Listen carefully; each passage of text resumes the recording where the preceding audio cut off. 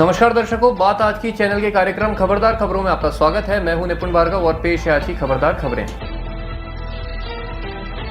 प्रधानमंत्री नरेंद्र मोदी आज सेक्टर 14 में रैली को संबोधित करेंगे। इससे पहले मोदी ने 29 जनवरी को अपनी पहली रैली के दौरान कहा था कि आपदा वालों को सजा देने का मौका 5 फरवरी को है। इस रैली में मोदी ने केजरीवाल पर निशाना साधते हुए शिक्षा घोटाला, शराब घोटाला और शीश महल का जिक्र किया था।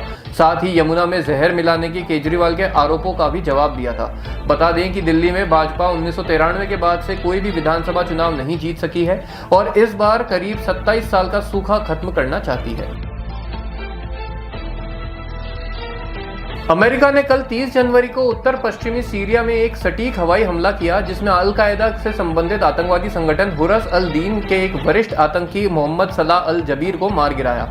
यह हवाई हमला क्षेत्र में साझेदारों के साथ अमेरिका और उसके सहयोगियों के खिलाफ हमलों की योजना बनाने के कारण किया गया है।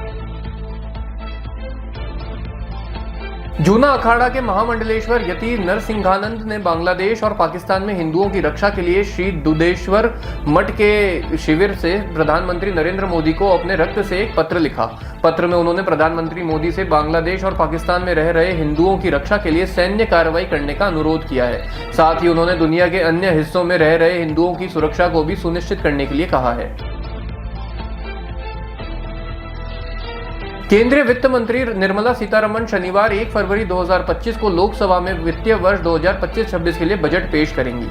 इससे पहले वित्त मंत्री द्वारा बजट को आर्थिक सर्वेक्षण के लिए लोकसभा में पेश किया जाएगा। यह सर्वेक्षण मुख्य आर्थिक सलाहकार द्वारा जारी किया जाता है और हमेशा केंद्रीय बजट से एक दिन पहले यानी आमतौर पर 31 जनवरी को पेश किया जाता है। आर्थिक सर्वेक्षण आमतौर पर पिछले वित्त वर्ष का लेखा जोखा होता है। यह दस्तावेज केंद्र सरकार की नीतिगत पहलुओं का भी जिक्र करता है और पिछले वर्ष के लिए दृष्टिकोण भी प्रदान करता है।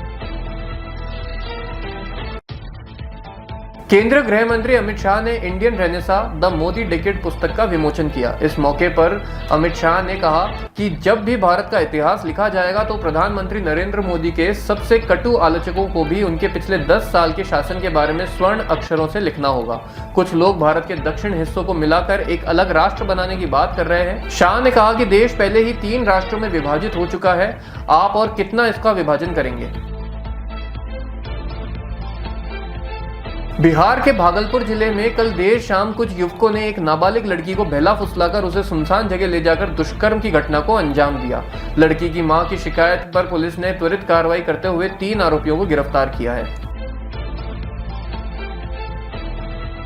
डोनाल्ड ट्रंप जब से अमेरिका के राष्ट्रपति बने हैं, ब्रिक्स को लेकर कई बार धमकियां दे चुके हैं। ऐसा लगता है कि ट्रंप के मन में ब्रिक्स देशों को अपनी मुद्रा की योजना पर ऐसी शंका घर कर चुकी है जिसे लेकर वह डरे हुए हैं। भारत भी ब्रिक्स का सदस्य है और जिस मुद्दे को लेकर ट्रंप धमकी दे रहे हैं उस पर भारत साफ कह चुका है कि ब्रिक्स की ऐसी कोई मंशा नहीं है।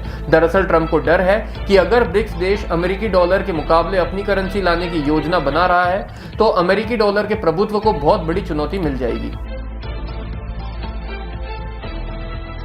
केरल के कोच्चि में अवैध रूप से रह रहे 27 बांग्लादेश के नागरिकों को गिरफ्तार किया गया है। एक पुलिस अधिकारी ने शुक्रवार को यह जानकारी दी कि अवैध बांग्लादेशी नागरिकों को एर्नाकुलम जिले के उत्तरी परवीर इलाके में एर्नाकुलम ग्रामीण पुलिस और आतंकवाद विरोधी दस्ते ने संयुक्त रूप से चलाए एक अभियान के दौरान गिरफ्तार किया। ये सभी नागरिक पश्चिम बंगाल के प्रवासी श्रमिक बनकर विभिन्न स्थानों पर काम कर रहे थे। फिलहाल पुलिस उनसे पूछताछ कर रही है और उनके पास भारतीय होने के कोई दस्तावेज नहीं मिले हैं।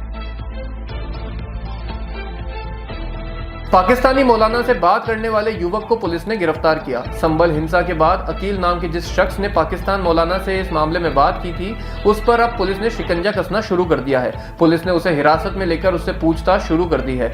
पुलिस यह जानने की कोशिश कर रही है कि कहीं इस हिंसा के पीछे पाकिस्तान का तो कनेक्शन नहीं है। गिरफ्तार आरोपी अकील संभल का रहने वाला है और उसका एक वीडियो भी वायरल हुआ था जिसमें वह पाकिस्तान के मौलाना से बातचीत कर रहा था और उस वीडियो में उसने हिंसा में मारे गए लोगों को शहीद बताया था। हरियाणा के वरिष्ठ मंत्री अनिल विज अपनी ही सरकार से खफा हो गए हैं। उन्होंने यहां तक कहा कि वह मुख्यमंत्री नायब सिंह सैनी के खिलाफ किसान नेता जगजीत सिंह डल्लेवाल की तरह अनशन शुरू कर देंगे।